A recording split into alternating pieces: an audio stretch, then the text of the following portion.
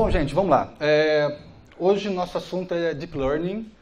Nós fazemos encontros com certa regularidade num grupo chamado VIX Data. A gente, enfim, abre espaço para quem está trabalhando com ciência de dados, com dados em geral, com inteligência artificial, qualquer coisa relacionada ao assunto, né? E hoje o Chapéu está comigo aqui para compartilhar um pouquinho do trabalho que a gente tem desenvolvido. Me apresentando um pouquinho mais, eu tenho formação em computação, também mestrado em computação, mas sempre atuei no ambiente empreendedor. Durante muitos anos trabalhei como sócio na empresa chamada Qualidata. Lá a gente desenvolveu, enfim, vários produtos. De 2010 para frente eu comecei a me envolver mais com o ambiente de startups. Agora eu tenho atuado de 2016 especificamente com essa área de machine learning. Então hoje eu presto serviço para uma grande empresa americana que tem 29 estações de TV ao longo dos Estados Unidos, tem um prédio em Nova York, enfim, uma empresa grande, mas nós somos um time bem pequenininho que trabalha pesquisa e desenvolvimento em algoritmos de recomendação de notícias. É um ambiente bastante interessante, desafiador, que tem proporcionado um aprendizado enorme. E muito do que eu vou falar aqui tem a ver com compartilhar um pouco do que a gente tem desenvolvido lá. Obviamente eu não posso trazer números específicos da empresa, existe contrato de confidencialidade, mas nada que vai impedir a gente compartilhar bastante conhecimento, enfim, coisas que a gente tem trabalhado. Fazendo também um javazinho aqui, nós começamos uma startup nova chamada Mutual Life. Hoje é nosso principal projeto, empreendedorismo aqui em Vitória. Nós somos em 3 sócios, somos um dos fundadores, e nosso objetivo é usar a inteligência artificial e também blockchain para trazer a visão de economia compartilhada para o mercado de seguros. Então, assim como um Airbnb mudou a forma como muitas pessoas veem hospedagem, a gente quer mudar a forma como as pessoas veem seguro. Mas vamos lá. Quando a gente pensa em inteligência artificial, eu não sei, especialmente quem é da computação, eu vi pelo perfil, né, muita gente da computação, algumas pessoas mais curiosas.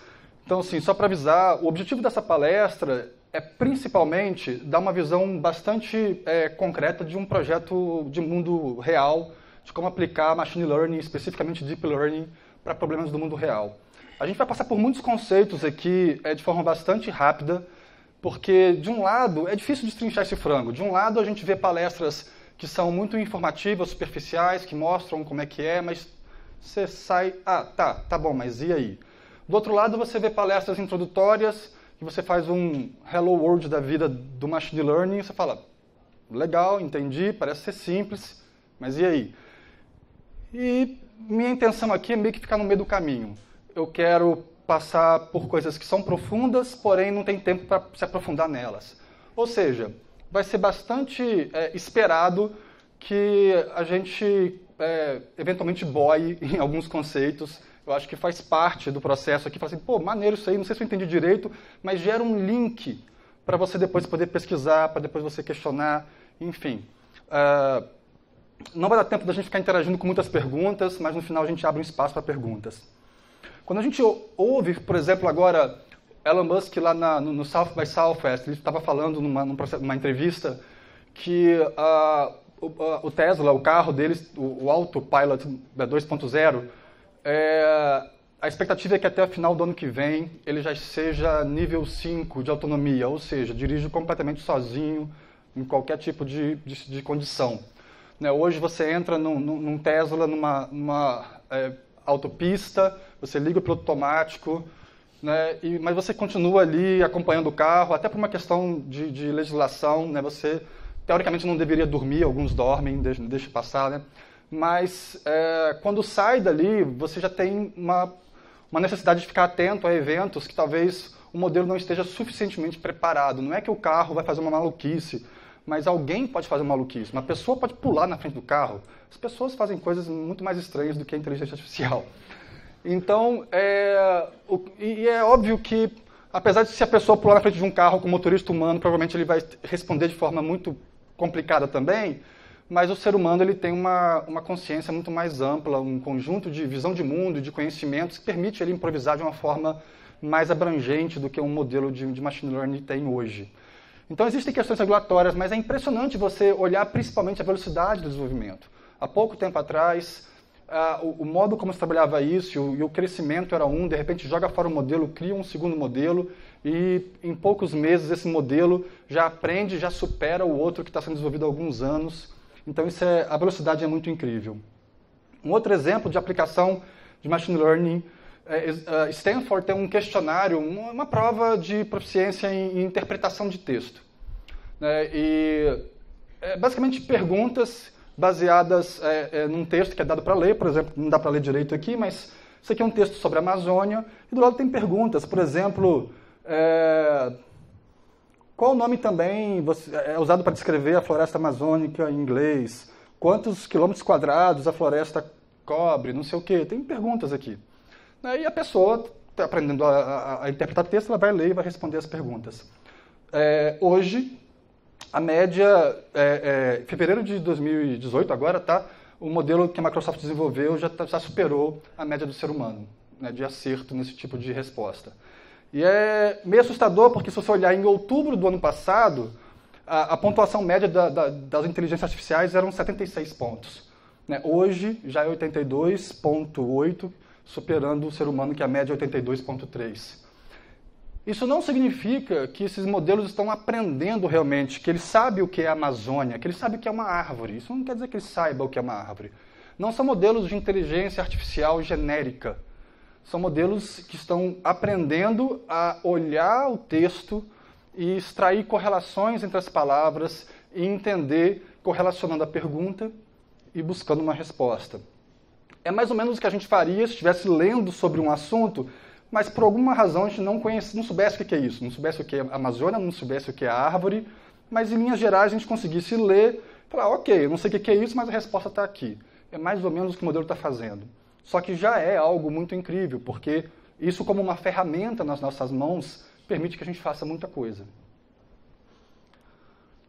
Um outro exemplo, também recente, que ano passado foi promovida uma batalha entre um grupo de advogados e uma startup de inteligência artificial para o direito. E o objetivo era analisar vários documentos de caráter jurídico, identificar problemas e apontar, enfim, soluções. Né? E a inteligência artificial teve uma acurácia de 86% e o grupo de advogados teve 62%. Então isso começa a dar uma nova perspectiva de aplicação desse tipo de tecnologia. A inteligência artificial é uma tecnologia antiga, né, do ponto de vista do conceito. Né, quando se pensou numa rede neural, por exemplo, isso tem décadas. A questão é que lá atrás a capacidade computacional não permitia que nós construíssemos redes neurais com uma quantidade muito grande de neurônios. É como se a gente tivesse criado um sistema neural de meia dúzia de neurônio, uma amebazinha ali. Nem sei se a ameba tem neurônio, mas tudo bem. É um bichinho estúpido ali. Mas agora, principalmente por causa do avanço da capacidade computacional, a coisa começou a dar um salto. E de repente virou essa chavinha de que antes não tinha muito resultado e era praticamente uma coisa desconcertante. Muito foi investido em inteligência artificial por programas de governo, nas academias, etc. E muito pouco resultado prático foi produzido. E de repente agora esse negocinho vira e começa a dar muito resultado. Então não faz mais sentido você pegar um carro e programar ele baseado em regras. Você definir regras, olha, se você vê essa pessoa, você faz isso. Olha, isso aqui é uma pessoa. Faz muito mais sentido hoje você colocar um modelo lá cru e treiná-lo com a experiência. E deixar ele aprender sozinho. Então isso se tornou algo muito poderoso. Ciência de dados é um termo bastante abrangente.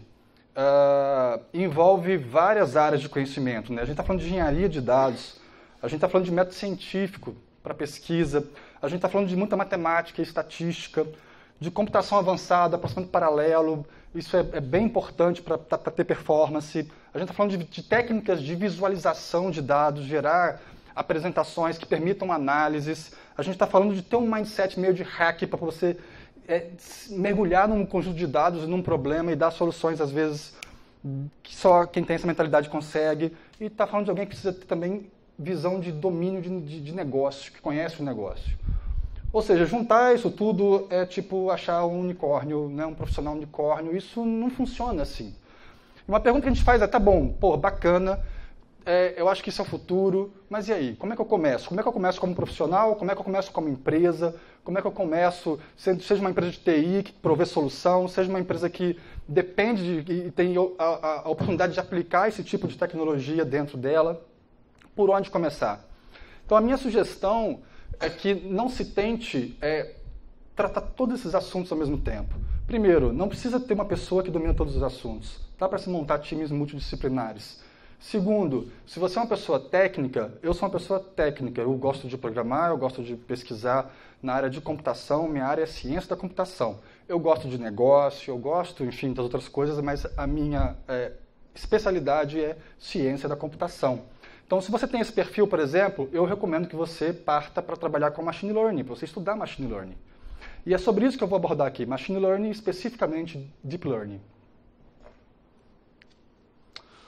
Bom, Machine Learning.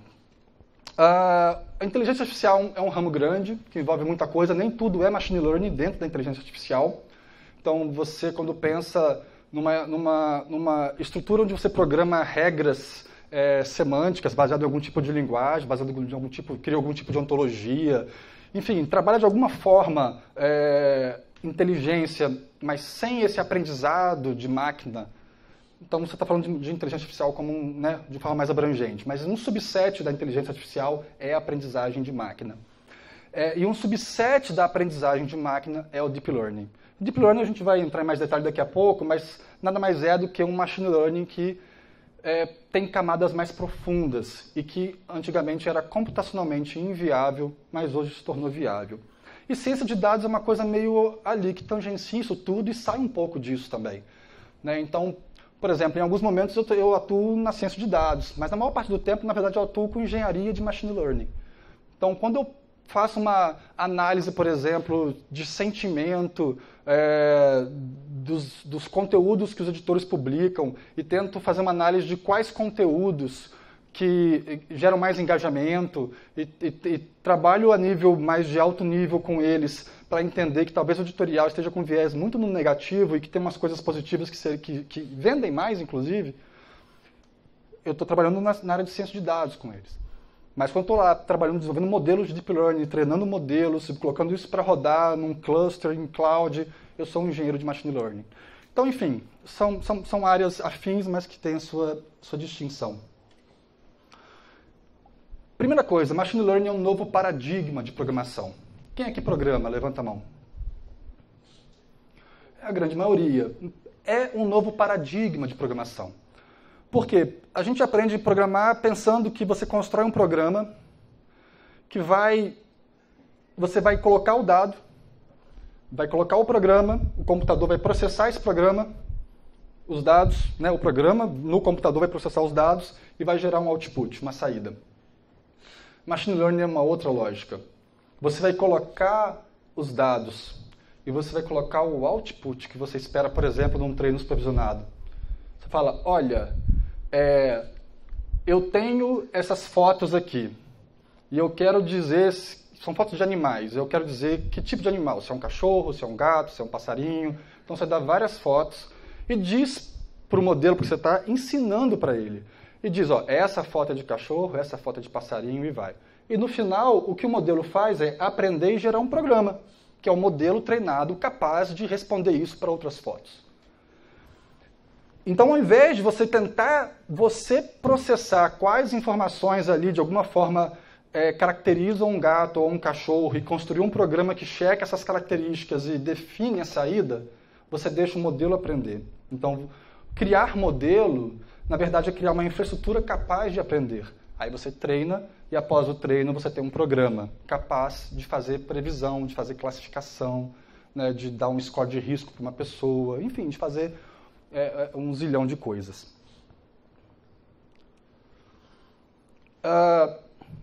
Detalhando um pouquinho mais essa questão de Machine Learning, existem 3 principais tipos de treino ou aprendizagem, que é a aprendizagem supervisionada, que é aquela onde você tem dados, onde você já tem a resposta, então você pode apresentar a entrada e a saída, e o modelo vai aprendendo com isso. Existe, no final ali, a não supervisionada, onde você não tem a resposta, você só tem o dado, e aí o modelo vai tentar inferir coisas a partir desse dado. Eu vou mostrar alguns exemplos.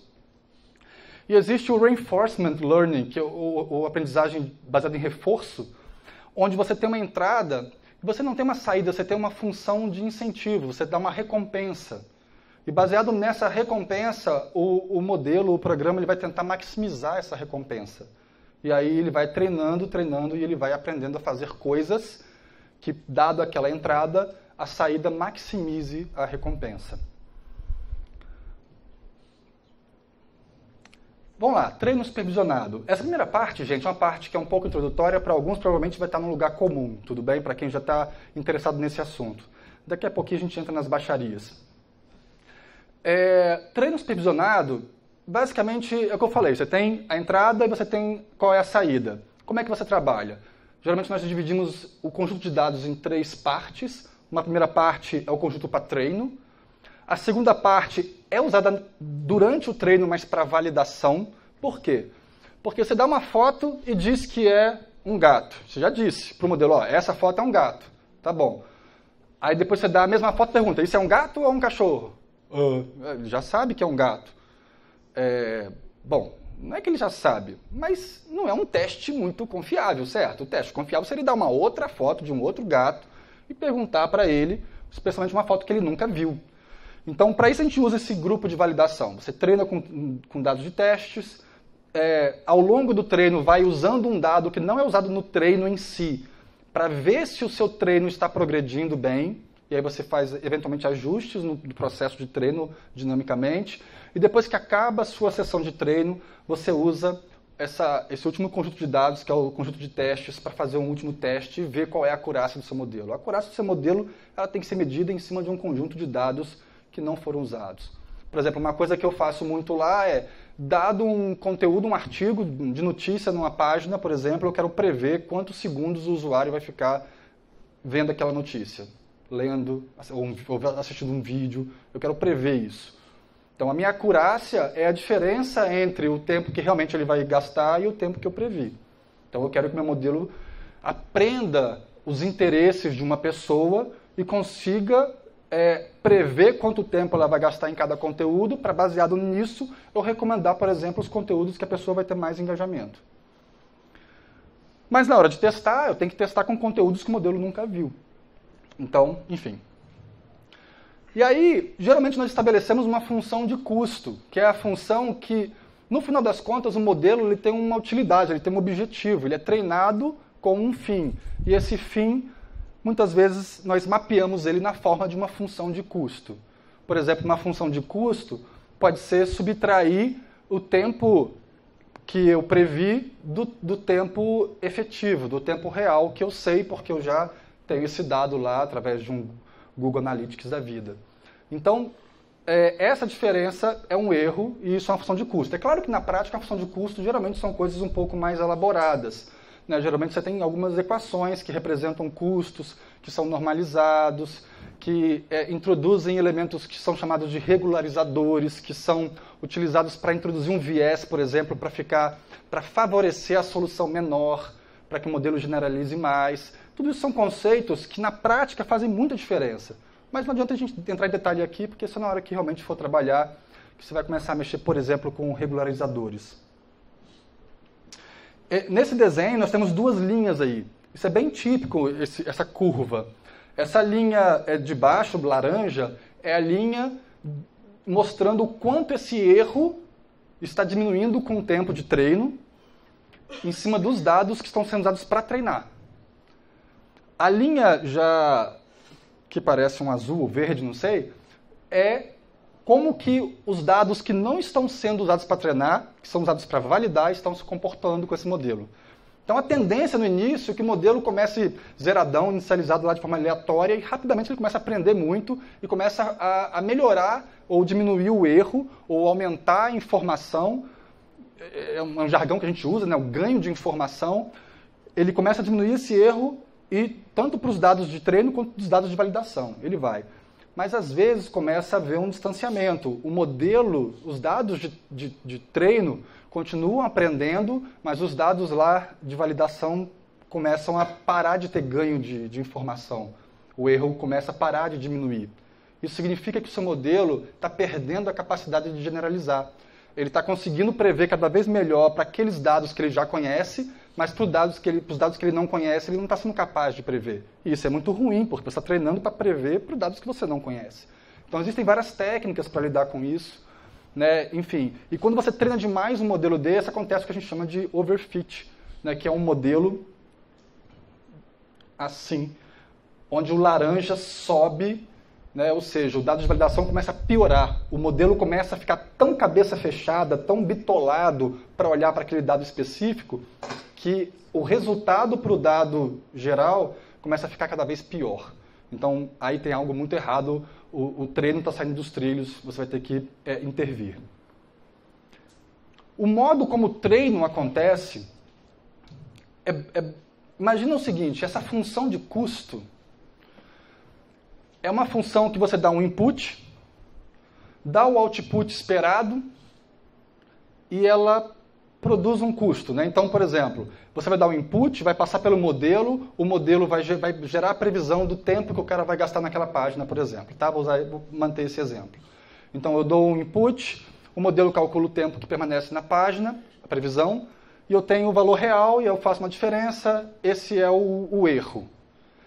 Essa função, que é a função de custo, se eu plotar um gráfico pensa ali que o θ 0 e o θ 1 são dados de input. Sei lá o que é isso. São o código do item, não é assim que funciona, tá? Estou dando um exemplo bem... O código do item e o código do usuário. Sei lá. E a altura ali é que para cada item, para cada usuário, qual é o custo real? Qual é o tempo que você quer, o tempo previsto, né, real, subtraído do tempo que você já conhece. Então, essa função é o que você quer otimizar, você quer treinar o seu modelo para que ele, a cada interação, você dá um exemplo para ele, você dá uma amostra para ele. E aí você quer calcular o erro e depois fazer um cálculo para saber, mas para onde que eu deveria ajustar as minhas variáveis do modelo, porque o modelo é formado por milhões de variáveis, né? Pensa numa rede neural, pensa que lá dentro tem vários neurônios, pensa que cada neurônio tem parâmetros lá dentro que multiplicam, que entram em algum tipo de equação, e esses parâmetros eles são inicializados com valor, por exemplo, aleatório, mas depois eles vão sendo ajustados. Então você pode somar um valor, subtrair um valor, você vai ajustando para cima ou para baixo. Todos eles. Então cada passagem de treino, o que você está fazendo é ajustar esses parâmetros numa direção que seja a direção de melhorar o resultado dessa função de custo. Na matemática, isso é o cálculo de gradiente.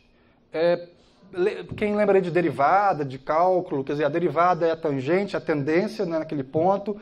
Então, basicamente é feito um cálculo literalmente de derivada, né, em cima de uma operação que não é de um número, mas é de um tensor, que é um outro conceito, mas pensa nele como sendo uma matriz. Né? Então, você faz um cálculo em cima dessa matriz, calcula a derivada, vê qual é a direção para onde o custo vai diminuir mais, e atualiza as variáveis para que na próxima vez que esse dado entrar, o valor que vai sair tem um erro menor. A gente não precisa fazer isso na mão. Quando a gente está estudando, a gente faz lá, fica calculando derivado na mão, mas na prática a gente usa frameworks que já resolvem isso para a gente. Mas é importante entender essa visão geral do treino, ok? Quer dizer, o treino é isso. O treino é um loop que fica fornecendo dados, calculando o erro, calculando a derivada, o gradiente, na verdade, e atualizando os parâmetros para que da próxima vez o erro seja sempre menor quanto possível. Tudo bem?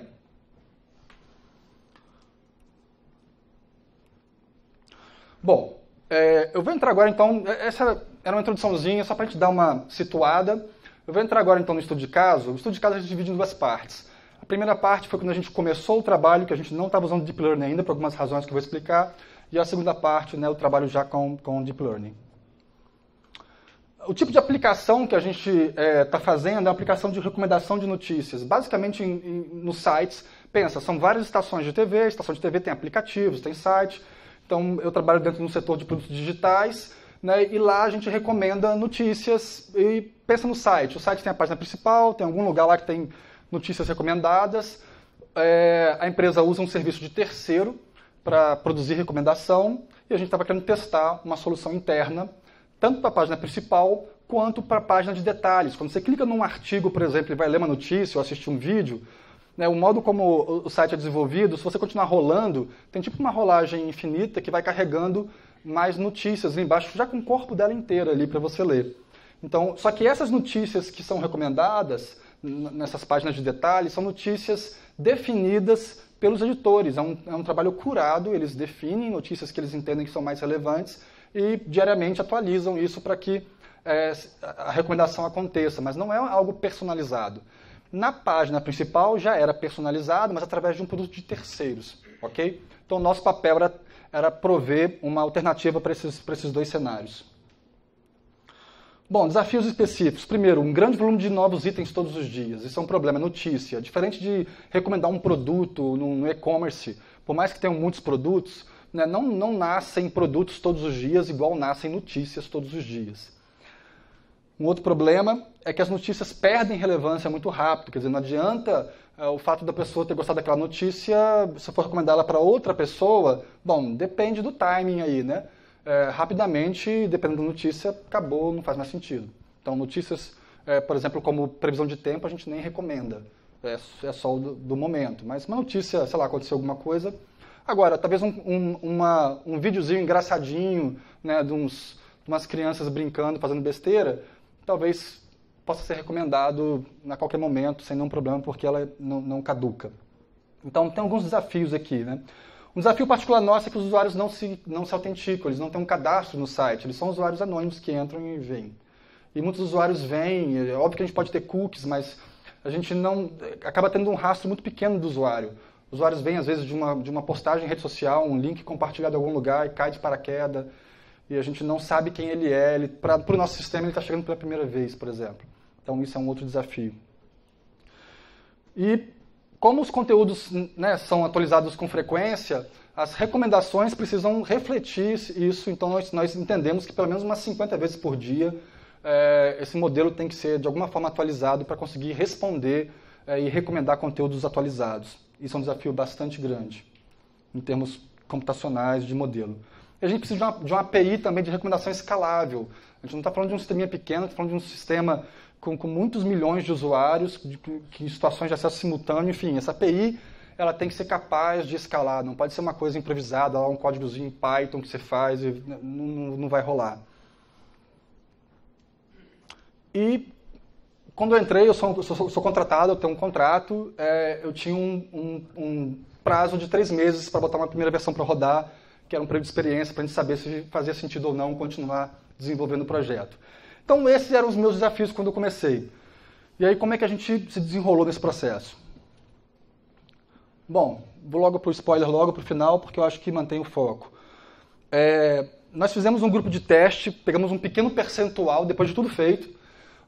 Os 3 meses viraram 4 para a gente desenvolver, deram uma extensão, a gente desenvolveu, mas fizemos testes offline, mas depois para fazer teste online, para botar realmente para rodar, aí teve uma série de vencer algumas etapas, porque a empresa é grande, imagina, você liberar um fluxo, pode dar um problema, né, passa por muitas camadas aí para autorizar isso, mas aí nós conseguimos autorizar, liberamos aí mais ou menos uns 800 mil usuários acessaram e receberam recomendação, isso é um fluxo bem pequeno comparado ao fluxo total, pegamos só 2 estações, separamos em grupos de teste, né, que é realmente real, que estava recebendo recomendação nossa, e um outro, tipo um placebo, um grupo piloto, de controle. As recomendações no rodapé, que eram feitas via solução de terceiros, elas aumentaram a taxa de clique em 15% com a nossa primeira versão. E as recomendações nas páginas do artigo, o tempo médio de leitura aumentou 168%, que foi uma marca bastante impressionante. Quer dizer, o conteúdo que os editores colocavam não era exatamente o conteúdo que os usuários queriam. Talvez até fosse para um conjunto de usuários, mas nós demos algo personalizado para cada usuário e isso fez uma diferença enorme no cômputo total. E aí, com isso, nós ganhamos sinal verde para avançar, enfim, o contrato avançou e a gente pôde desenvolver coisas mais sofisticadas. Então, mas como a gente começou? A primeira coisa que a gente fez foi uma análise exploratória. Você chega num ambiente que tem muitos dados, mas e aí? Né? Qual a cara desse dado? Como é que a gente vai trabalhar com ele? Por exemplo, hoje eu consigo falar de uma série de coisas aqui que quando eu comecei eu não sabia, na verdade. Por exemplo, essa informação de que a maioria dos usuários que estão lá, se eu pegar tipo, o ID, o cookie dele lá, a grande maioria tem um page view em toda a sua história. Tipo, eu jamais imaginava isso. Eu imaginava que cada usuário teria uma história, que eu ia olhar a história. Eu falei, e agora? Como é que eu faço, né?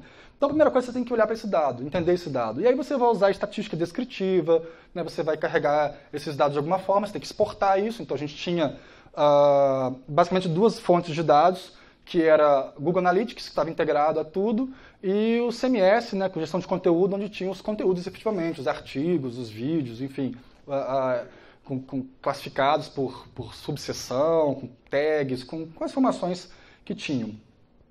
Só para ilustrar, assim, a gente geralmente, por exemplo, pega um histograma como esse. Eu apaguei alguns números aqui em algumas coisas que eu acho que são um pouco sensíveis, mas basicamente, para ter uma noção, esse da esquerda, ela é basicamente o tamanho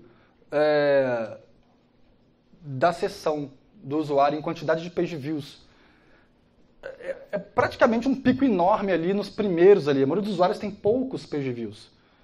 Então, você vai ter muitos usuários com um page view, com 2, com 3, com 5, com 10, com 20, mas aí vai caindo, vira uma cauda longa, mas uma cauda longa que despenca super rápido. E são poucos usuários. Você vai ter usuários que têm 1000 page views na sua história, mas são poucos usuários que têm 1000 page views na sua história. Essa é a característica desse dado. Cada realidade é uma realidade. Depois nós também analisamos aí a quantidade de sessões, quer dizer, o usuário que volta, e aí formou um outro tipo de cauda também. A duração, né? Quanto tempo esses usuários gastam, mesma coisa, vira uma cauda longa. Muitos usuários, para cada artigo que entra, passa rapidinho, ele está rolando, assim, ele não está vendo.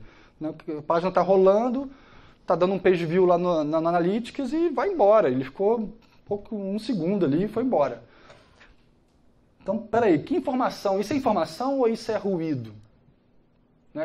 Eu vou treinar um modelo baseado num tipo de informação dessa, que não tem uma qualidade, que não tem uma relevância. O que esse modelo vai gerar? Como é que eu limpo esses dados? Como é que eu seleciono qual conjunto de sinais realmente são os mais relevantes para mim? Então, esse é um tipo de coisa que não tem jeito, que gasta bastante tempo, às vezes gasta mais tempo do que propriamente construir o modelo, e tem um impacto enorme no resultado, porque o resultado é produto do dado. O seu modelo ele é capaz de representar fatos estatísticos que estão no seu dado. Agora, se o seu dado é cheio de ruído, ferrou. Então, você tem que olhar para o dado e tem que tratar o dado. Geralmente, a gente trabalha aqui com notebooks, né? Jupyter Notebooks são aquelas ferramentas tipo web que você vai trabalhando, enfim, a gente cria vários ali, limpa, testa, volta, vai até decidir qual é o melhor tratamento de dados que a gente vai dar. Por exemplo, outra coisa importante é tentar ir para o mercado e tentar ter algum tipo de benchmark para comparar o que você tem com o que existe no mercado. Nós pensa que o nosso dado é uma relação de usuários. Eu tenho muitos milhões de usuários aqui e tenho milhares de notícias aqui. Então, uma matrizona. Pensa nisso como uma matriz, ok? Essa matriz é muito grande, ela não existe de verdade, ela não cabe na memória de nenhum computador nosso. Então, eu nunca crio essa matriz desse jeito, ok? Mas se ela fosse criada, ela teria tantos espaços vazios, porque poucas dessas notícias cada usuário viu. Então, a maior parte dela é vazia. E isso é normal. A esparsidade que a gente fala geralmente é grande nesses tipos de cenários. Mas se você comparar aqui, a base de dados conhecida do Netflix, daquele desafio, etc., ela tem 1,18% preenchido. O nosso tem 0,06% preenchido, é 20 vezes menos dado. O que significa isso? O quanto isso vai impactar o nosso modelo? O quanto que é viável resolver esse problema? Então, quando você começa a entrar nessa área, você começa a pensar assim, cara, você vê lá o exemplinho, o algoritmozinho, a classezinha que você instancia e faz, parece fácil, né? Parece, pô, é só isso, um negócio ridículo.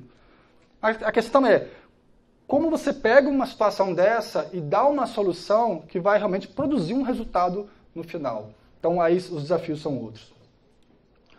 Então, a primeira coisa que a gente fez, e foi até uma orientação, como a gente tinha um tempo muito curto para tentar produzir um resultado, e a gente também tinha um orçamento curto, enfim, era tudo muito experimental e não fazia muito sentido dar um tiro muito longo, nós pensamos, não, vamos fugir de modelos muito complexos, vamos evitar deep learning, treinamentos infinitos, zilhões de sinais, vamos fazer o feijão com arroz, porque se o feijão com arroz entregar algum valor, ou pelo menos ficar ali lado a lado, isso mostra que a gente, poxa, só fizemos o feijão com arroz, a gente tem muita coisa para melhorar.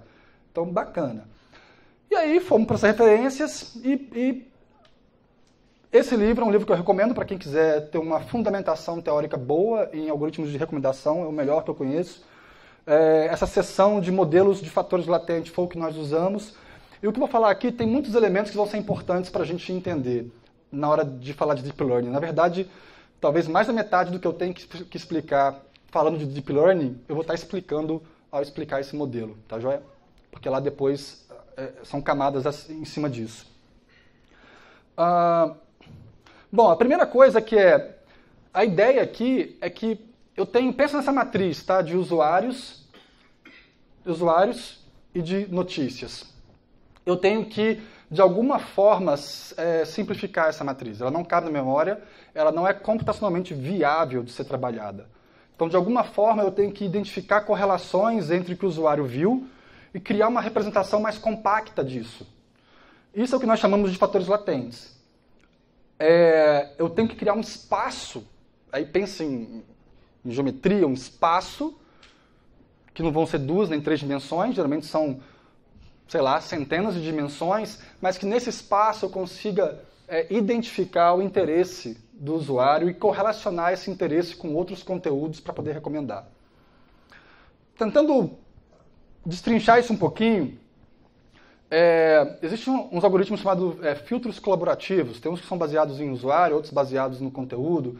É basicamente, sei lá, Netflix. Eu não vi o filme tal, mas dos filmes que eu vi, que eu disse que eu gostei, tem um outro cara que também viu, disse que gostou, e viu esse tal filme.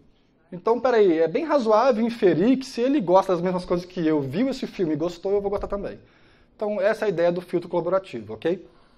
Só que filtro colaborativo não é fácil de implementar de forma exata para um volume tão grande de dados. Não funciona, não escala, não atende.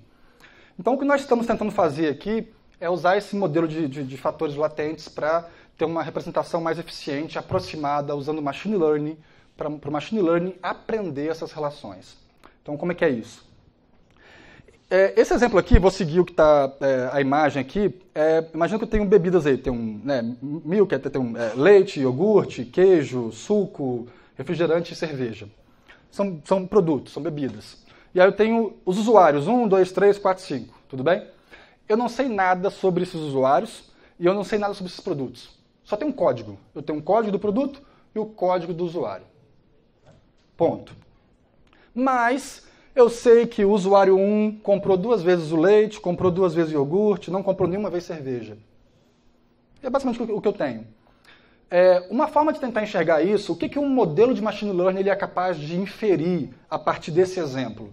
Ele é capaz, por exemplo, de inferir que existem esses grupos aí de produtos, que leite, iogurte, por alguma razão quem compra leite também compra iogurte. E por alguma razão tem umas pessoas que nunca compram cerveja. Mas por alguma razão tem outras que compram cerveja, compram até suco, mas não compram leite, por exemplo. Então ele começa a identificar esses grupos.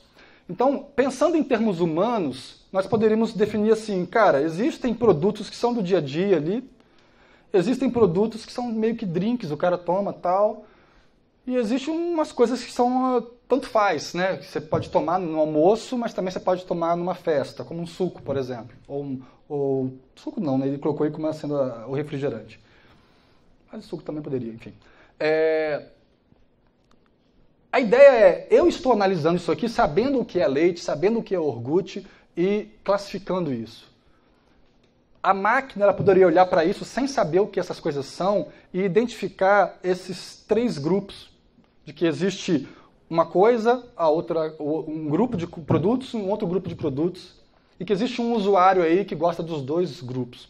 Então, isso são o que nós chamamos de fatores latentes. Existem fatores que representam de forma mais compacta essa informação.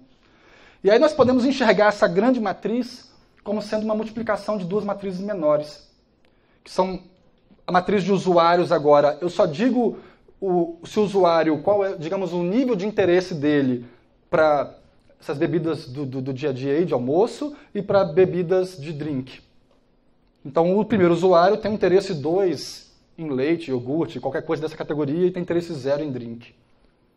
E eu faço a mesma coisa agora para o produto. O produto ele tem correlação com o quê? Ele é drink? Ele é mais para a noite? Não, ele é para o almoço, para o café da manhã, ele é para as duas coisas? Então tá aí. O suco é para as duas coisas, assim vai.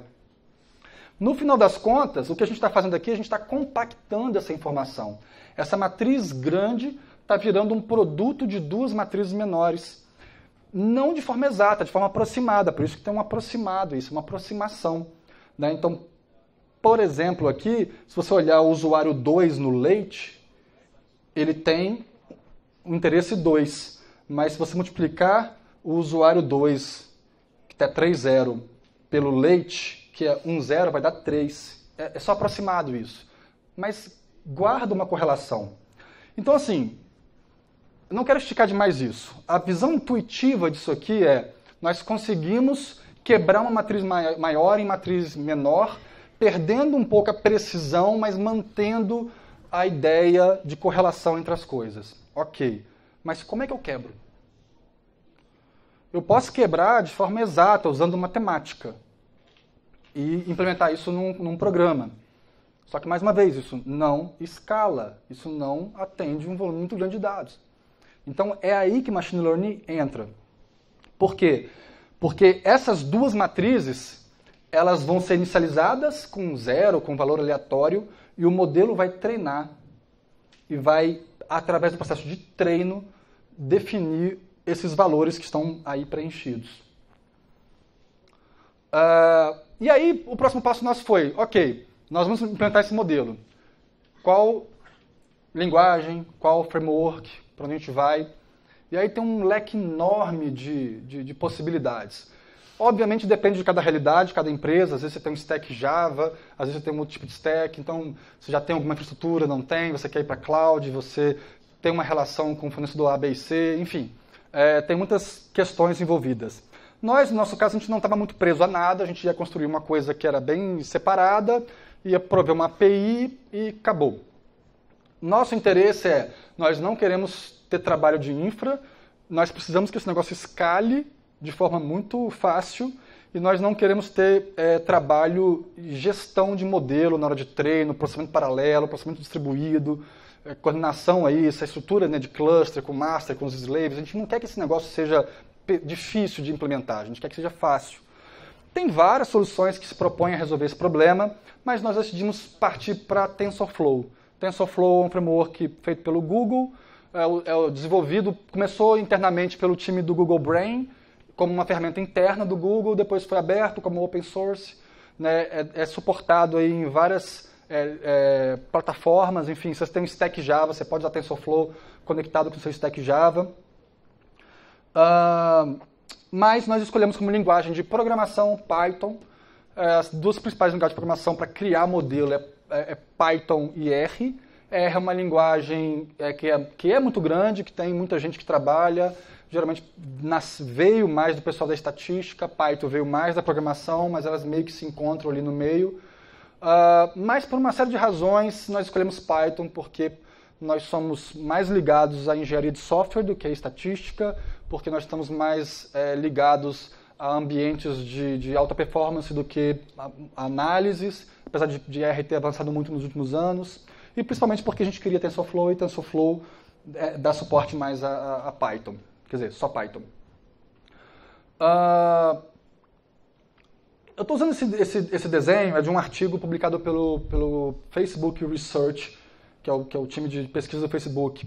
Por quê? Porque, no final das contas, o que está envolvido aqui quando a gente escolhe uma plataforma dessa? Eu estava falando alguns slides atrás daquele lance de gradiente descente lá, que é descendente, não sei como fala em português, que calcula derivada, né? Tem tensor, tem gradiente, não sei o que e tal. E, obviamente, você quer uma plataforma que abstraia isso para você.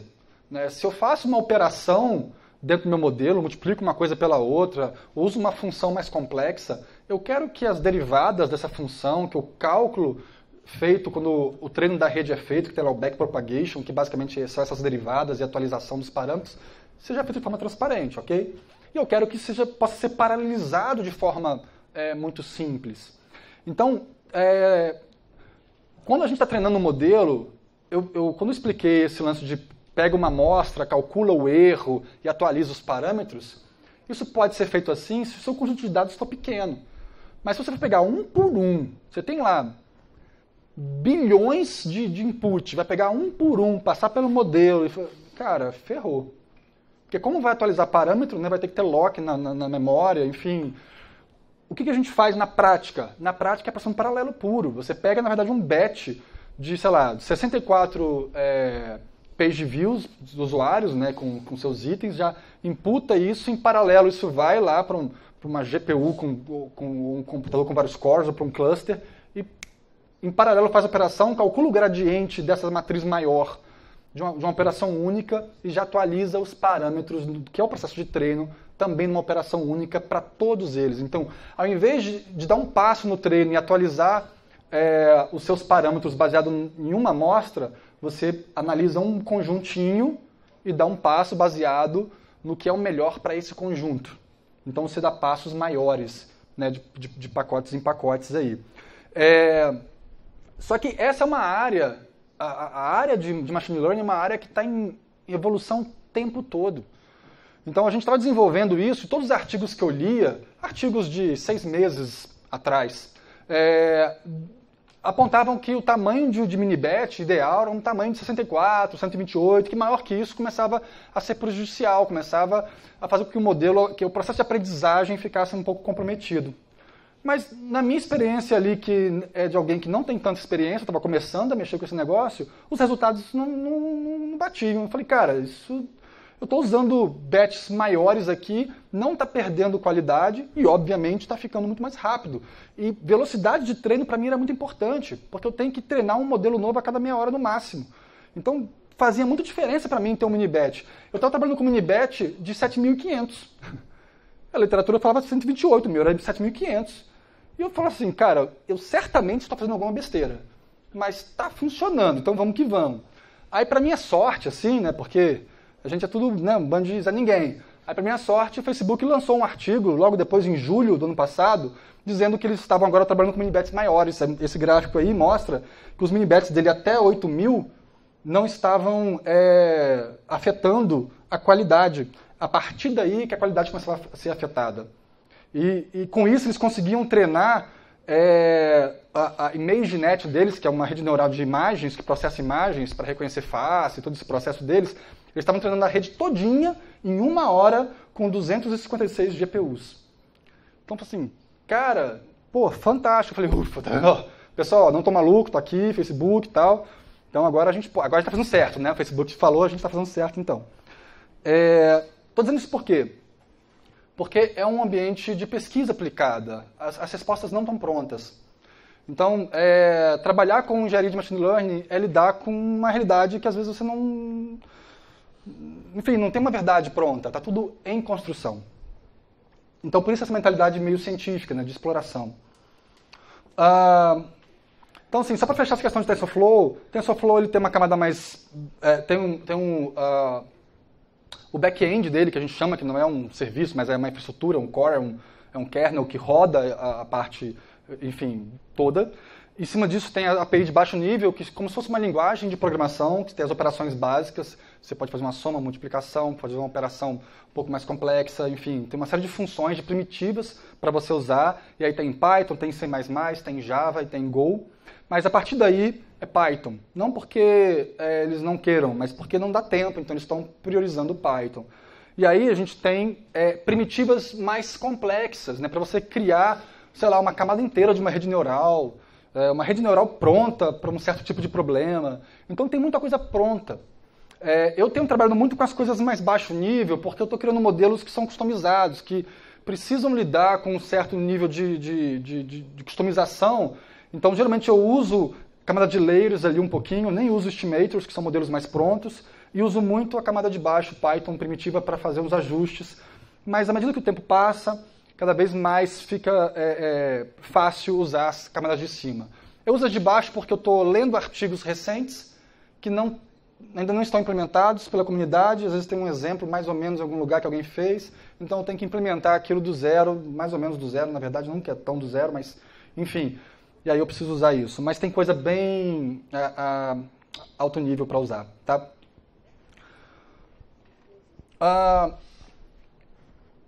TensorFlow e outros frameworks, não são todos, eles trabalham com o conceito de computação em grafo. E isso é extremamente importante de entender quando você começar a mexer, por exemplo, com TensorFlow, que você vai dar uma apanhadinha no início. Quando você faz uma operação A mais B, imagina você está escrevendo um código, ok? X recebe A mais B. Você não está somando nesse momento, você está declarando uma operação. Você está criando um grafo, declarando que existe um nó A, um nó B, uma operação que conecta os dois, que é a soma, e um output, que é o X, que agora você pode conectar numa outra operação. Então você programa declarando um grafo que conecta dados, que nós chamamos de tensores, com operações para gerar um output, que é um outro tensor. Isso é importante por quê? Porque quando você tem um programa, um código, esse código compila, você tem vários fluxos possíveis, né, de execução.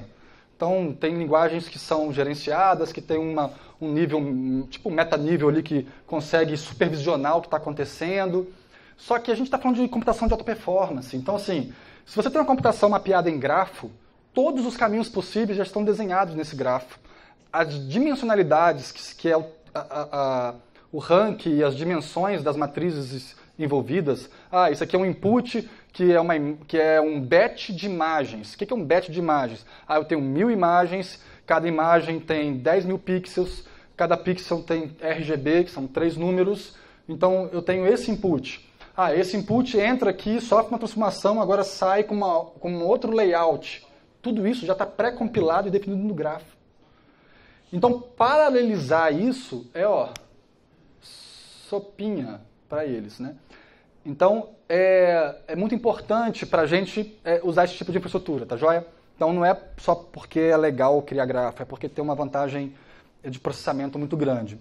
Então, quando você sobe isso no ambiente de treino, por exemplo, em cloud, você, de forma muito simples, você monta o seu cluster de forma declarativa, você já diz, isso aqui é o master, isso aqui são os slaves, ele se vira para distribuir isso, para gerenciar a memória, para onde vai cada coisa, o pau quebra, e no final ele exporta o modelo treinado, que é basicamente esse grafo, mas com as variáveis internas ajustadas para os valores que representam o conhecimento que esse modelo adquiriu com o treino. E uma última questão muito importante para nós na decisão por TensorFlow foi o TensorFlow Serving. TensorFlow Serving é uma infraestrutura do TensorFlow para você servir o modelo treinado como um tipo de API. Não é uma API REST, é uma chamada RPC. Ela supõe que quem vai evocar isso é um processo de back-end. Então, imagina que eu estou desenvolvendo um sistema de recomendação que a página, lá o front-end, tem que pedir para um back-end e falar assim, me dá aí um conjunto de notícias recomendadas para eu apresentar para esse usuário. Isso vai para uma API nossa, que a gente vai programar em alguma linguagem. Lá é feito em Go. Por exemplo, essa parte não foi eu que fiz. Mas essa API, que é uma API REST, ela vai ter que acionar o modelo. Então, ela vai estar rodando no mesmo ambiente de cloud, próximo ali no mesmo cluster, enfim, na mesma infraestrutura, e vai fazer uma chamada RPC para o modelo. Então, o modelo vai estar pronto para atender, pronto para escalar. Então, você consegue configurar esse ambiente para ele escalar de uma forma tranquila, que era um dos nossos requisitos.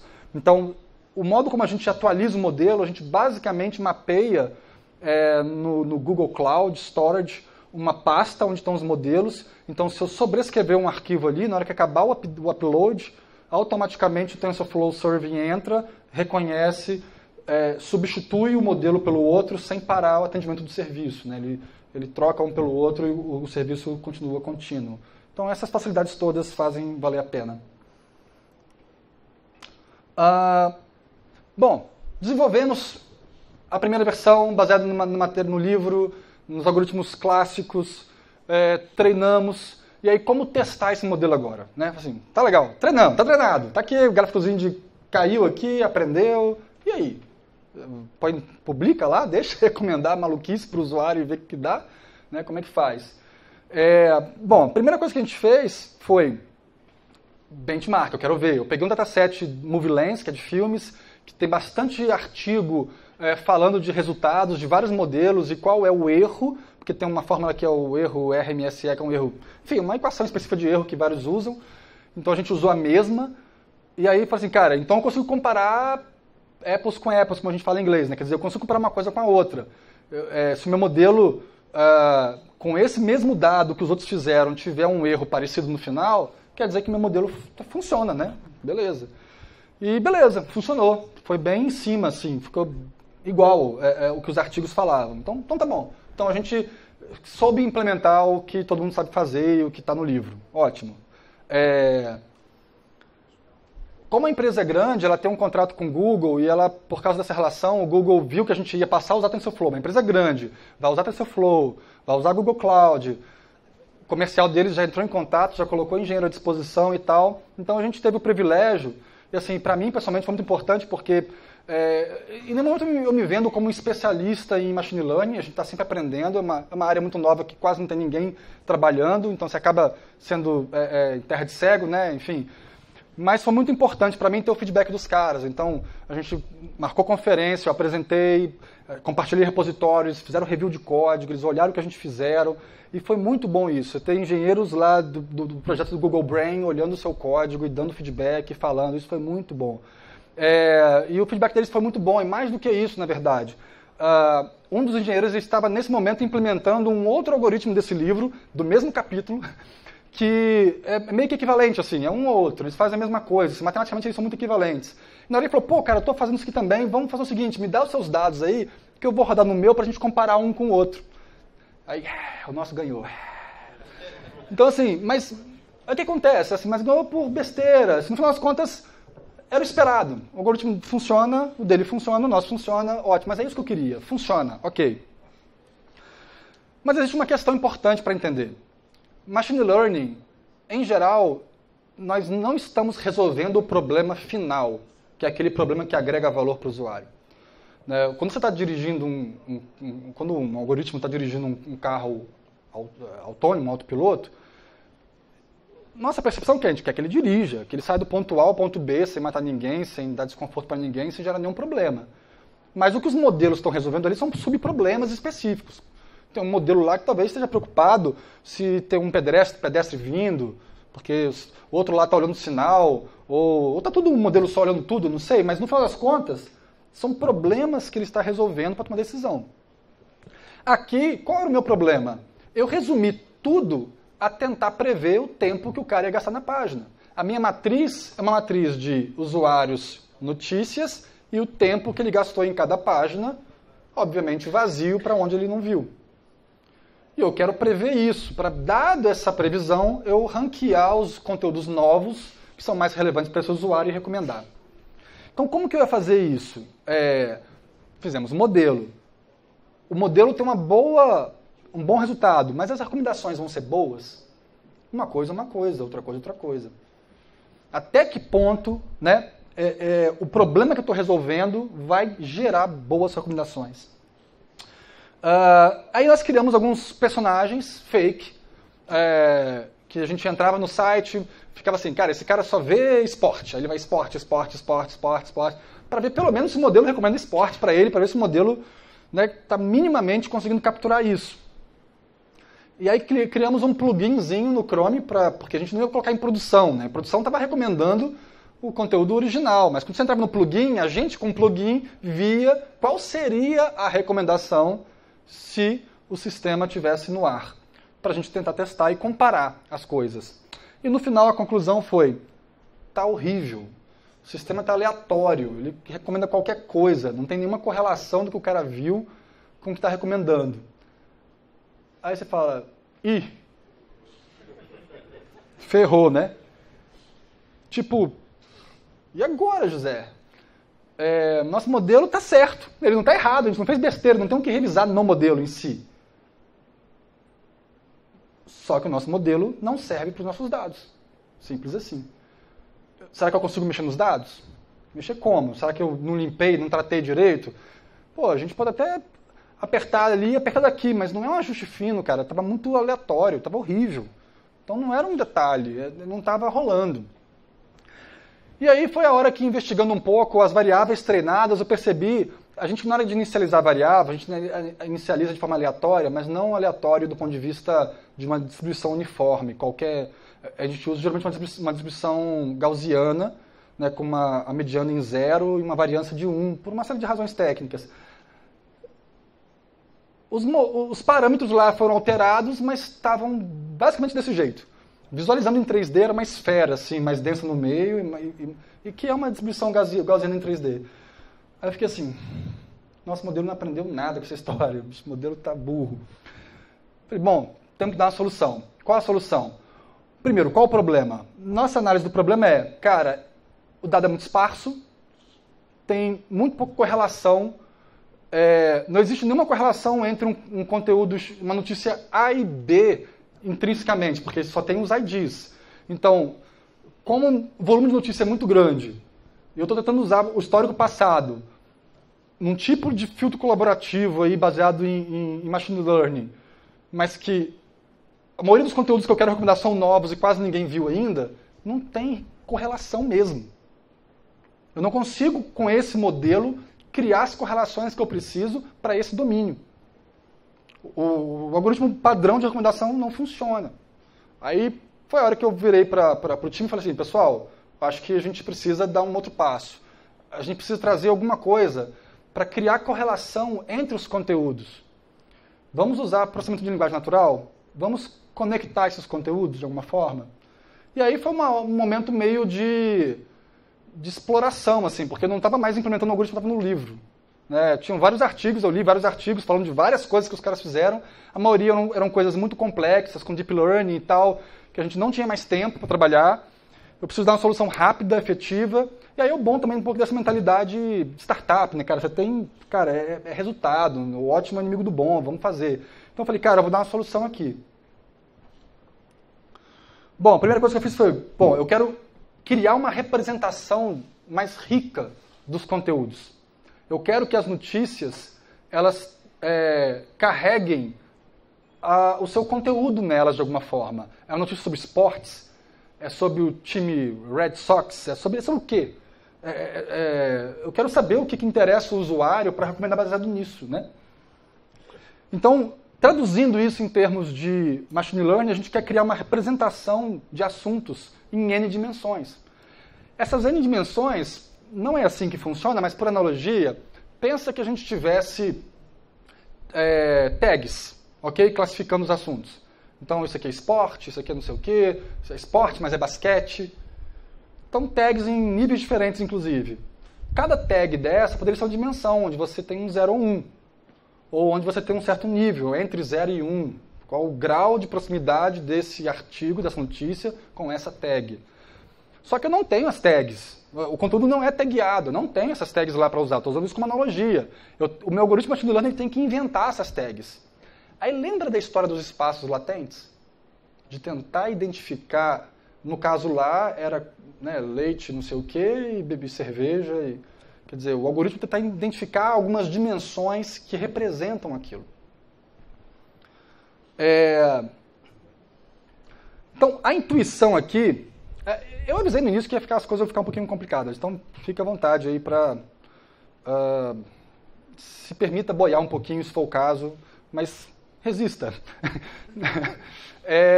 Eu acho que, assim... O importante para mim aqui não é entender e acompanhar precisamente toda a linha de raciocínio, apesar de que muitos com certeza vão acompanhar, mas eu acho que o importante é ter essa visão da anatomia desse tipo de problema e do tipo de solução que a gente trabalha. Tá? Então aqui, a gente tem um gráficozinho simples, A, B, C. Quem está mais perto de A, B ou C? C. Só que todo mundo respondeu C pensando em distância euclidiana, que é essa linha reta ali. Só que a distância euclidiana, ela não é a coisa que funciona melhor para o tipo de problema que a gente está trabalhando. Porque se a gente está falando que o eixo 1 ali é tipo saúde, é o quanto essa notícia tem a ver com saúde, e o outro é o quanto ela tem a ver com esporte, na verdade, a notícia A é muito saúde, né? Quase nada esporte. A notícia C é muito esporte, quase nada saúde. Ela não está tão perto da saúde assim. O B, apesar de estar lá embaixo, porque ele é intenso nas duas dimensões, mas ele tem bastante de esporte e bastante também de saúde, um pouco menos, mas bastante. Mais do que C. Então o modo como a gente trata aqui é através da distância angular. Então o cálculo de proximidade ele é baseado numa outra matemática que é de Pearson, enfim, não vem ao caso, mas é angular. Então você tem essa distância que a gente chama de similaridade baseada em cosseno, que é essa formulazinha que tem uma função pronta que faz isso. A fórmula assim é só para assustar. Então assim, no final das contas, quem é o mais perto? É o ângulo, né? Quer dizer, qual dos dois? O ângulo entre A e B é menor do que o ângulo entre A e C, então o B está mais perto de A. Por que eu estou falando isso? Porque essa intuição aqui de um espaço de duas dimensões é o tipo de coisa que a gente faz para correlacionar conteúdos num espaço de 100, 200 dimensões, 300 dimensões. Então eu vou representar, através de processamento de linguagem natural, um artigo ou texto de um vídeo, de legenda ou qualquer coisa, mas é texto, num espaço desse, e entender que esses pontos nesse espaço têm essas distâncias e guardam características de correlação, e eu vou usar isso no meu modelo. Bom, então a gente quer transformar o texto de qualquer notícia, de qualquer tamanho, num array fixo, de tamanho fixo. A gente vai ter que estabelecer tamanho 200. Então é 200. A gente poderia, para fazer isso, pensar em termos de tags. Eu tenho 200 tags, tagueio, enfim, estabeleço as tags do documento, né, e mapeio tag nesse vetor. É uma forma, mas aí que tem que ter a tag e a gente não tem. Existe uma estratégia chamada Bag of Words, que é saco de palavras, que basicamente você escolhe as principais palavras, joga fora as palavras menos relevantes, artigos, etc. e tal, pega as palavras mais interessantes. Então, vamos supor que você pegue 50 mil palavras, são as mais importantes. Então, você cria um vetor de 50 mil posições, cada posição é uma palavra, e você diz quantas palavras daquele texto, daquela palavra tem naquele texto. Então, eu tenho uma notícia X, a primeira palavra é Barcelona, obrigado. Então, Barcelona nesse artigo aconteceu 0, nesse outro aconteceu 3, então é 3, e assim vai. Para cada palavra, então você monta um vetorzão. O problema disso, o vetor fica muito grande, muito esparso, muito vazio. A maior parte das posições do vetor são vazias. Então você não é muito eficiente. Além disso, esse primeiro modelo, esse Bag of Words, ele tem outro problema. Que não é porque uma palavra acontece muitas vezes que ela é boa, que ela é relevante. Às vezes, um nome próprio que aparece ali de uma pessoa, que quase nunca aparece, mas que rolou um escândalo, não tem? Um político tal, aparece o nome dele. Ele aparece de vez em quando na notícia, mas naquele artigo ele apareceu. Essa palavra é a mais importante. A palavra do lado dali, que fala de corrupção, que aparece em quase todo artigo, ela tem uma relevância, mas o nome da pessoa que apareceu menos é mais importante. Então, TF-EDF é isso, ele faz um cálculo da frequência do termo no documento e a frequência do termo em todos os documentos que você tem analisando, está analisando, para você normalizar isso e falar assim, ó, essa palavra ela é relevante porque ela apareceu pouca e ela quase nunca aparece e ela apareceu agora. Quer dizer, poxa, ela é diferente, ela é importante, ela chama atenção. Então, isso é um fator importante. Mas também, da mesma forma, é muito longo, vai ter uma posição para cada palavra. E aí começam a vir as coisas mais interessantes, já usando agora redes neurais. Porque até daí para cima isso não é machine learning, daí para cima isso aí é matemática, estatística, implementada em código. Você tem algoritmos prontos para usar, como Word2Vec, FastText. FastText é do Facebook. Que geram embeddings, que geram essas representações densas de palavras, carregando semântica. E isso é muito poderoso. Então, se você pega uma Wikipedia, processa uma Wikipedia, todas as palavras da Wikipedia, E aí o exemplo típico lá de internet, você tem um vetor de 200 posições que representa a palavra rei, um outro que representa a palavra rainha, um que representa homem, um que representa mulher. Mas você pode, por exemplo, pegar esse vetor, fazer uma operação matemática simples, pegar rei, o vetor, menos mulher, mais homens, tá?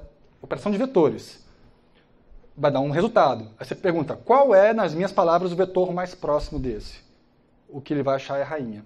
Ou seja, se você pegar o vetor rei, subtrair do homem e somar o vetor mulher, ele entende que é rainha. Por quê? Porque ele entendeu, num volume tão grande de informações, que aparece masculino, feminino, rei, rainha, homem e mulher, ele conseguiu correlacionar essas duas coisas. Isso só é possível porque o volume de dados é muito grande, né? É muito processamento em cima disso. E nós temos outras coisas mais sofisticadas, como o sec-to-sec, autoencoder. Sec-to-sec é uma estrutura que pega uma sequência de palavras, é usado para tradução, pegar uma sequência, uma frase numa língua, gerar outra língua, para fazer pergunta e resposta. Você gera uma frase e ele vai e responde. Enfim, tem muita coisa complexa, mas aqui já é Deep Learning, já é uma coisa bem mais pesada, né? E Hans também é mais pesado ainda, que é um modelo hierárquico que você representa as palavras, e as palavras depois formam sentenças, e as sentenças formam um texto, mas tem mecanismos de atenção. Mecanismo de atenção, rapidamente, tipo, você tem redes neurais, que são redes que têm memória de longo prazo, memória de curto prazo. Ela precisa aprender a esquecer coisas para ela conseguir ficar atenta ao que é importante. Ela tem que conseguir reter coisas. Você pega uma frase que está falando lá, viajei para Paris, gostei muito, não sei o quê, e lá na frente você fala algo ruim. Está falando ruim de quê? De Paris. Paris está lá atrás. Então o modelo ele tem que ser capaz de guardar essa informação de que Paris, nesse contexto, é uma palavra de atenção e que pode ser usada lá na frente. Então tem umas coisas super interessantes aqui, mas que computacionalmente também são super pesadas. Nós decidimos ficar no meio do caminho aqui com o Word Embeddings. Começamos com o Word2Vec, agora a gente está migrando para Fast Text, que no final das contas produz vetores que representam palavras, mas nós queremos vetores que representam artigos, notícias. E aí a gente usa uma outra parada para criar, agrupar isso em níveis, as sentenças, o texto, e no final produzir um vetor que representa a notícia. Depois dessa história toda, o que a gente tem? Se a gente plotar, eu estou usando 2D aqui para simplificar, um 2D meio 3, né? Se a gente plotar esses pontos, cada ponto aqui é uma notícia. Eu estou tentando criar, ao invés de deixar um algoritmo lá, qual a minha estratégia para corrigir o problema? Eu deixei o algoritmo criar um espaço latente de assuntos e usar esse espaço latente para correlacionar e recomendar. Não funcionou. Ele não conseguiu correlacionar. Então agora eu quero fornecer o espaço para ele. Mas também tem que ser um espaço latente. Eu não tenho como classificar esses conteúdos manualmente, humanamente.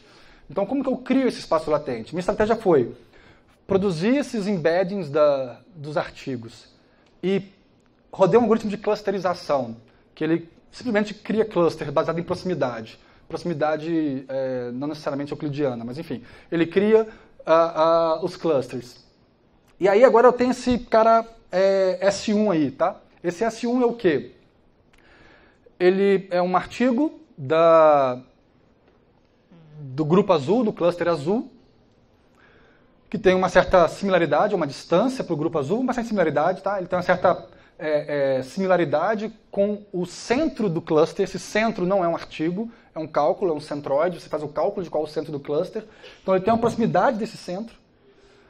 E aí eu tenho os outros clusters, eu posso também calcular a distância dele para os outros clusters. Pensa que cada cluster desse é um cluster baseado na semântica desses textos. De repente um cluster desse vai ser esporte. De repente um cluster vai ser esporte basquete. Mas vai ter um conteúdo ali que é basquete, mas fala também de antidoping e que também está ligado a uma outra coisa. Então são sempre múltiplas dimensões. Então eu quero pegar cada artigo e ver qual é a similaridade dele com cada assunto, que são os clusters. E aí eu criei 40 clusters. Esse 40 não foi aleatório. A gente usa uma análise de silhueta para testar o tamanho do cluster e quanto os elementos do cluster estão longe dos outros. E no final a gente chegou no número 40, que é um número razoável, e beleza. Então quer dizer, o meu espaço de assuntos vão ser 40 assuntos que a máquina vai identificar. Então assim, aqui é uma forma de visualizar 10 mil notícias em 40 dimensões. Cada linha dessa, que está cruzando assim de alguma forma, é uma notícia. A cor dela é qual o cluster primário dela. E cada linhazinha dessa grade aí é uma dimensão, que é um assunto, que é um cluster. Então, se eu tenho, se a linha passa muito alto nessa dimensão, é porque tem uma similaridade grande com o centro desse cluster, ok? Então, no final das contas, eu consigo ver aí que tem algumas cores que chamam atenção em alguns clusters. Alguns clusters são bem zoados, assim, eles têm meio que um ruído, assim, eles estão meio que no meio do caminho ali. Enfim, é uma forma de tentar visualizar dados em altas dimensões, né? A gente não consegue enxergar de outra forma. Agora, eu separei só alguns clusters, filtrei para visualizar só alguns clusters para dar uma noção. Então, por exemplo, esse cara meio ciano aí, ele está no cluster, nessa dimensão 0. Se você ler, esses são os títulos, são os headlines das notícias que estão mais próximas do centro desse cluster. E aí você está vendo, são coisas ligadas a desemprego, ligadas a uma questão da economia, né? Aquece, desaquece, gera desemprego. Então, o assunto que está aí é economia, desemprego. Eu não escolhi isso, foi o algoritmo que escolheu. Ok. Vamos ver o outro. Pegando do outro lado, do outro extremo. Então, o cluster magenta, lá que é o último, 39, de 0 a 40, os assuntos aqui são assim, ó, cafeína, melhor, aumenta a enzima e combate demência e não sei o quê, beber vinho, isso, dicas de saúde ligadas à alimentação. O cluster capturou esse tipo de conteúdo. Bacana. Só que aí vem uma curiosidade. Pô, magenta é a parada de dica de saúde. O primeiro cluster ali, a gente já sabe que é economia. Mas tem uns artigos que tem um valor significativo ali de magenta no primeiro cluster. Quer dizer, eles estão mais próximos do assunto saúde, mas também tem uma certa proximidade do assunto economia. O que será que tem aí? Então, quando você projeta isso, o que você vê é que, por exemplo, que o plano de saúde aumentou. Saúde e economia. Então, pô, bacana, quer dizer, está funcionando isso. Então, isso é uma forma de testar se o nosso modelo, não a nível de recomendação ainda, mas a nível de criar essas features que representam o conteúdo num espaço dimensional mais amplo, esses fatores latentes, eles estão funcionando, e parece que estão. E aí uma outra forma de visualizar é com um algoritmo TSNE, que é um algoritmo que ele faz o seguinte. Deixa eu fazer uma demonstração live, e aí depois a gente parte lá para...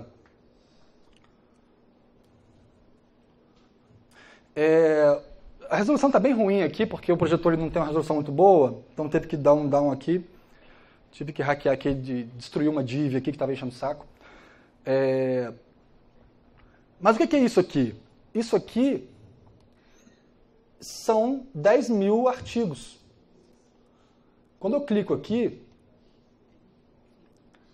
a gente começa a ver, ó, recall de veículo, recall de não sei o quê. Você começa... O que tem para cá, será nessa... Homem morreu, suspeita, criança morreu, já é uma questão de crime, né? Vou pegar um outro lado aqui, esse camarada de cá. Super Bowl, aí já virou esporte. Né? Quer dizer, você começa a conseguir visualizar, explorar esses dados e começar a tentar entender se essa visualização está fazendo sentido. Então, assim, quando você pega isso aqui e apresenta para os seus stakeholders, eles não sabem muito bem aonde isso pode levar, mas eles sentem que você está trazendo uma análise que seria impossível de se fazer. Né? Que como é que eles vão conseguir processar esse tipo de informação? Que tipo de valor de negócio isso pode ter? Depende de cada negócio, depende de cada cenário. Né? No nosso caso aqui, eu estou usando isso só para recomendação, mas poderia usar isso para muitas coisas. essa visualização com o TSNE foi o último elemento que a gente fez para verificar se isso realmente estava funcionando legal. Então agora aí é nosso plugin, um exemplo da página e do plugin, da gente fazendo a consulta, né, e agora sim, começaram a aparecer recomendações realmente relevantes. Se você navega lá só por esporte, só vem esporte. Se você faz um mix, ele vem um mix. E aí nós introduzimos outros elementos, né, para favorecer o conteúdo mais recente, etc., para construir uma recomendação bacana.